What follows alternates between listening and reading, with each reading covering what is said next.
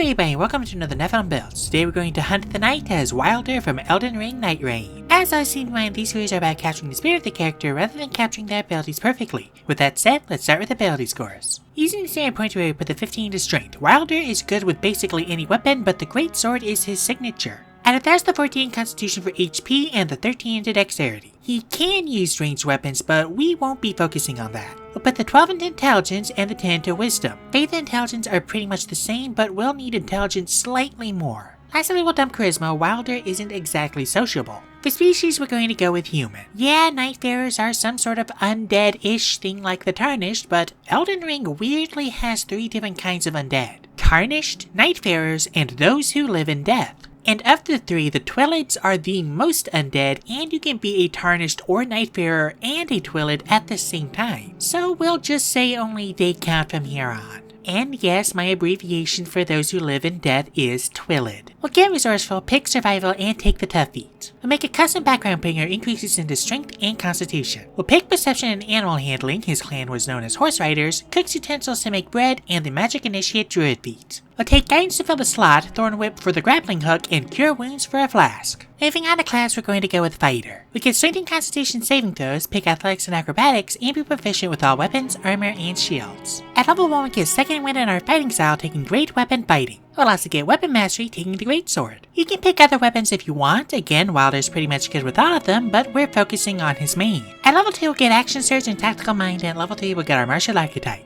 Since his sister is so good at sorceries, he probably has a little knack for it too. So we're going to go with Eldritch Knight, getting War Bond and 2 cantrips. We'll take Prestidigitation for effects and Mending for equipment maintenance. Just because it's not a mechanic doesn't mean it doesn't happen. We'll also get 3 spells, taking Longsword for speed, Jump to Jump good, and Thunder Wave for the base level punch. At level 4, we'll take the Gift of the Chromatic Dragon feat to slap some fire on our sword. We'll also take Feather Fall because what is fall damage? At level 5, we'll get extra attack and tactical shift, and at level 6, we'll take the Great Weapon Master feat, bumping strength. At level 7, we'll get War Magic. Unfortunately, since this feature specifically says Wizard Cantrip and Thorn Whip isn't one, we can't officially use it with this.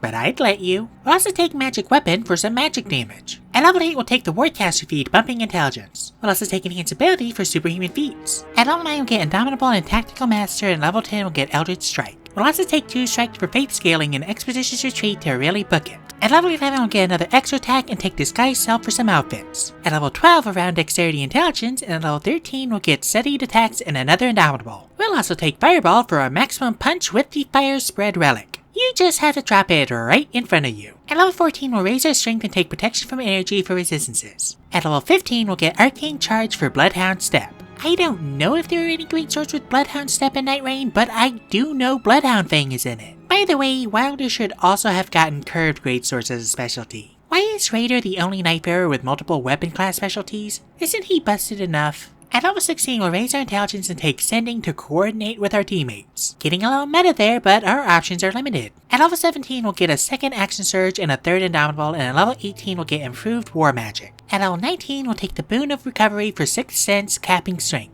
We'll also take Conjure Minor Elementals for more fire on our sword. Lastly, at level 20, we'll get another extra attack and take Locate Creature to track field bosses. Now that we're level 20, we finally have our modifiers. Our AC with plate armor is 18, our move speed is 30, and our average HP is 224 with 20 d10 hit dice. And with that, we are done. Now what can this build do? To start, our melee damage goes crazy with multiple added damage dice and 4 attacks per round. We can also swap one of those attacks for a 1st or 2nd level spell for variety, though we might be better off using Tree Strike to keep adding that fire damage. We've also got great HP and AC, some added healing, and a Death Defy. And who can say no to a Fireball? For weaknesses, while we are capable of ranged attacks, we didn't build for them. Our spellcasting modifier is also uncapped, and one of our signature moves kind of sucks for us because we can't use it with War Magic. We also have a limited class resource, but it's spell slots, so it's totally fine. Weaknesses aside, when the battles get wild, we get wilder. Thank you guys so much for watching. If you'd like to support my channel, there's a link to my Patreon down in the description. $1 a month gets you 2-day early access to my videos, while $3 a month gets you access to exclusive content, such as my collection of homebrew subclasses and spells. Let me know what you thought of this video down in the comments, and I'll see you all next time when I make Lace from Hollow Knight Silksong.